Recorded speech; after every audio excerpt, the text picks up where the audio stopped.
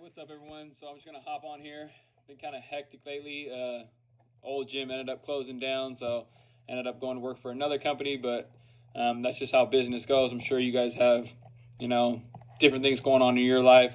So I've been training for this new job, going out traveling a little bit for work, having to drive. So the exercises have been, the workouts have been a little choppy, but hey, that's just how it goes, and you just gotta, stick with it. You're gonna have those times where you have, some flow into your schedule, and other times where your routine is gonna be chopped up, but you just gotta find a way to get it done.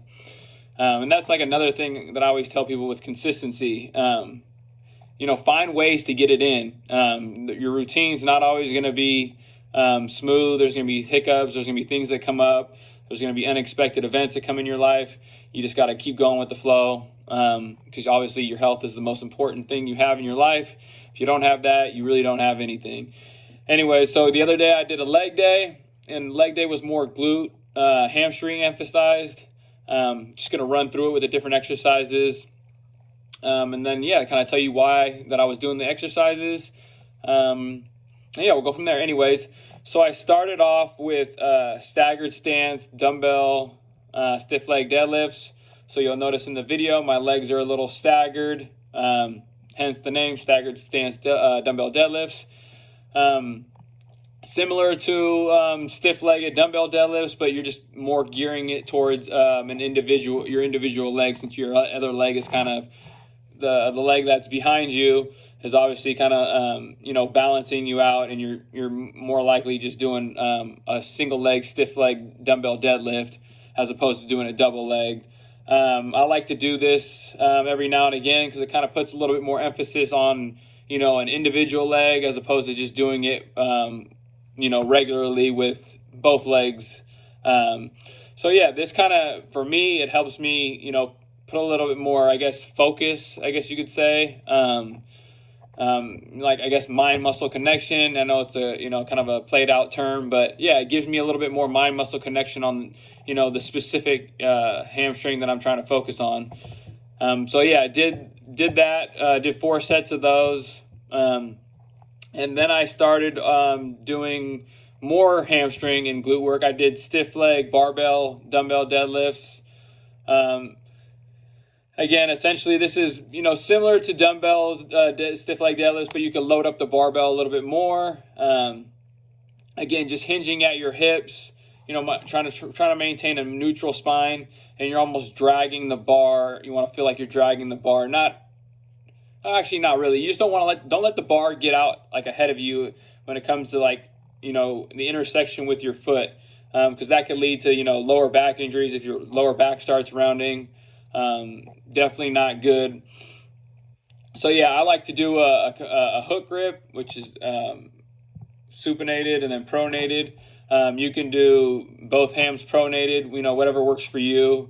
Kind of figure out what feels better for you when it comes to your grip and stuff like that. But again, like I said, hinge at the hip. Keep the bar close into you so you're not letting it get out in front of you where, you can get a little bit of trouble. And then, just, bring it up, almost dragging it up against your shins, lock it out up top, and then, repeat. So then I did that, and then I did landmine front squats. So most gyms have the apparatus. where they have the little landmine where you stick the barbell into the little landmine in the corner of the gym, or some people even have, like, you know, the actual little landmine apparatus. You can do dumbbell front squats with this. You could do barbell front squats with this. I just chose to do landmine front squats. Essentially, my feet were a little bit wider than shoulder width apart. Toes were slightly pointed out. And I'm just kind of sitting back and you know, holding onto the barbell. The barbell's like right in front of me, sitting back, just like you saw in the video. And I'm just driving through my heels. You could do a more narrow stance if you want. You could do a more neutral stance if you want. Again, I was just trying to, you know, put a little bit more emphasis on the hamstrings and the glutes. So I had my stance out a little bit wider. My feet were a little bit flared. And, you know, I'm just doing a regular front squat. Just happens to be with the landmine apparatus with the barbell in front of me. Make sure you keep your posture upright as best as you can. And yeah, so that's what I did with landmine front squats. And then I finished with, I gave a little bit of love to the quads. I did narrow stance, Smith machine squats, and I also have my heels elevated on a plate, like a 25-pound plate. You could do whatever you want to do. And that also helps me. My ankle mobility is a little bit, it's not the best.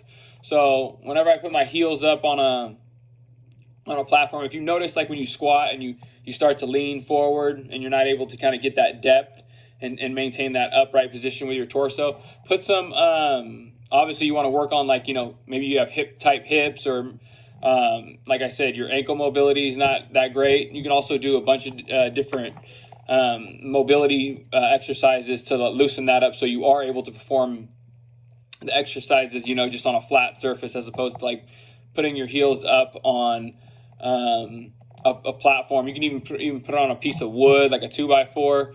For me, it just helps me get a little bit deeper into the squat.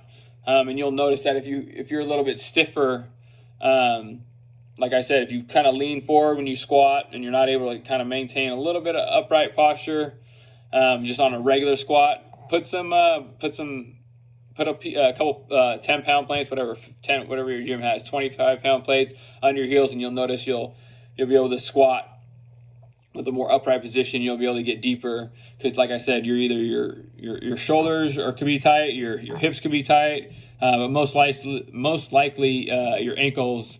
You don't have that ankle mobility, and that's kind of what I struggle with. What I also need to do with stretching it out and different stuff like that.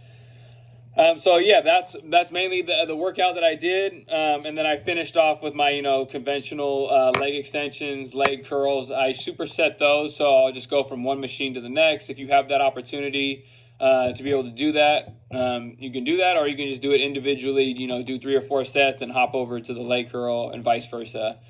So that was the workout. Again, the workouts have been kind of choppy lately. Still figuring out a way to get it done. You can't really, there's no excuses, you know, everybody's got stuff going on. But yeah, that's it. So, you know, whatever's going on in your life, you know, if the going gets tough, you know, figure out a way to do it for yourself, you know. Exercise, whether it's walking, working out, it's the best thing you could do for yourself. Great way to relieve stress, and it's in a positive manner. So definitely don't let that get away from you. And then if you've been doing your routine and, you know, you've been consistent with it and you're still not seeing the results, you know, keep up with your program. You might need to switch it up, maybe, you know, 3 months, but keep staying consistent, keep eating well, keep getting that sleep, which is imperative in order for you to recover. And trust me, you'll end up seeing changes, especially if you were a more sedentary person prior to working out. The results are going to come. It's just a matter of time. Anyways, I appreciate you guys checking me out. If you stayed along for the video, I appreciate it. Like, subscribe, comment, and feel free to share this with anybody you might think would get some value from this. See you guys in the next video, and all right, I'm out. Peace.